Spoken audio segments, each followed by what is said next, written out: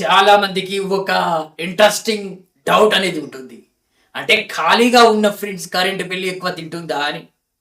మరి కొంతమంది అంటారు ఖాళీగా ఉంటే పవర్ బిల్ పెరుగుతుంది అని. కొంతమంది ఏమో ఫ్రిడ్జ్ అసలు ఫుల్లుగా నిండి ఉంటూనే కరెంట్ బిల్లు వాచిపోతుంది, కాంప్రెసర్ మీద లోడ్ పడుతుంది అని.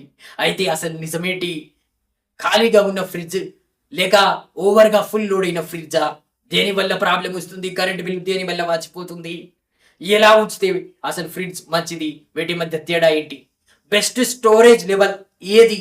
అన్న పూర్తి క్లారిటీ మీకు రావాలంటే ఈ వీడియో ఎండ్ వరకు చూడండి.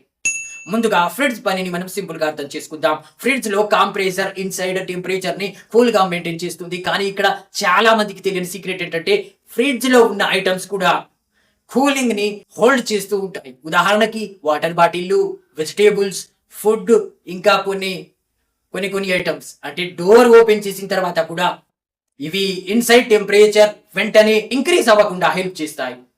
మీకు ఏదైనా ఎలక్ట్రానిక్ వస్తువు కొనుగోలు చేయాలని ఉంటే మీరు డిస్క్రిప్షన్ లో ఉన్న వాట్సాప్ లింక్ నెంబర్ ని చెక్ చేయండి.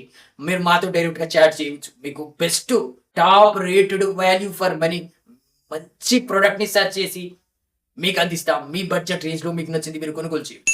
ఇప్పుడు ఫ్రిడ్జ్ ఆల్మోస్ట్ ఖాళీగా ఉంటే ఇన్సైడ్ కూలింగ్ కూడా హోల్డ్ చేసి ఐటమ్ చాలా తక్కువ ఉంటాయి. కాబట్టి డోర్ ఓపెన్ చేసిన వెంటనే వార్మ్ ఎయిర్ ఫాస్ట్ గా లోపలికి చేరుకుంటుంది.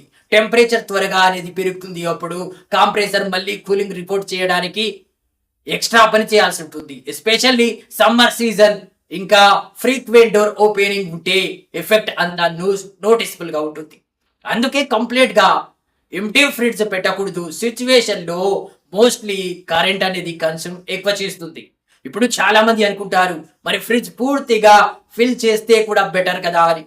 అది కూడా రాంగ్. ఎందుకంటే ఓవర్లోడింగ్ వల్ల ఎయిర్ అనేది ప్రాపర్ గా జరగదు. లోపల ఎయిర్స్ అనేది బ్లాక్ అయిపోతాయి. Air vents block. కొన్ని ఏరియాల్లో ఎక్కువ కూల్, కొన్ని ఏరియాల్లో నార్మల్ గా, కొన్ని ఏరియాల్లో తక్కువ కూల్ ఇలా ఇస్తుంది ఫ్రిడ్జ్ లో. దీనివల్ల కాంప్రెసర్ మీద విపరీతమైన ఒత్తిడి అనేది పెరుగుతుంది. టూ ఎంటీ ఫ్రిడ్జ్ కూడా కరెక్ట్ కాదు, టూ ఫుల్ ఫ్రిడ్జ్ కూడా కరెక్ట్ కాదు. మధ్యస్థంగా ఒక రిఫ్రిజిరేటర్ లో 80% మాత్రమే ఫిల్ చేయాలి. ప్రాపర్ గా ఎయిర్ ఫ్లో జరిగేటట్టు ఉండాలి.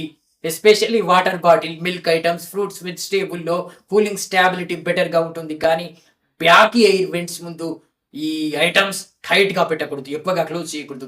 చాలా మంది కామన్ మిస్టేక్ ఫ్రిడ్జ్ పూర్తిగా ఎంటీగా ఉంచడం, ఇంకా ఓవర్లోడ్ చేయడం, ఇంకా హాట్ ఫుడ్ ని డైరెక్ట్ గా లోపల పెట్టడం, డోర్ రిపీటెడ్ గా ఓపెన్ చేయడం. ఇవి ఫ్రిడ్జ్ ఎఫిషియన్సీని తగ్గిస్తాయి, పవర్ బిల్ ని వాచిపోయేలా చేస్తాయి. అందుకే ఫైనల్ ట్రూత్ ఏంటంటే ఎంటీ ఫ్రిడ్జ్ ఆటోమేటిక్ గా కరెంట్ బిల్లు పెరిగించదు. కానీ కంప్లీటర్ గా ఉంటే మాత్రం కూలింగ్ స్టాబిలిటీ తగ్గి మోర్ కరెంట్ ని కన్సమ్ చేస్తుంది. అసలు సీక్రెట్ ఏంటంటే balanced storage place, proper air flow place, smart future fridge usage. ఇక మీదట ఫ్రిడ్జ్ ని మీరు ఐదర్ మళ్ళీ ఎంటీ లేకుండా ఫుల్లీ ఓవర్లోడ్ కూడా ఉంచకండి అన్న పూర్తి క్లారిటీ మీకు వచ్చే ఉంటుంది. ఎవరైతే ఇంకా ఈ ఛానల్ ని సబ్స్క్రైబ్ చేయలేదో వెంటనే సబ్స్క్రైబ్ చేసి బెల్ ఐకాన్ ప్రెస్ చేయండి. ఈ వీడియోకి ఒక లైక్ వేసుకోండి. మీ శంకర్ టేక్ గురు.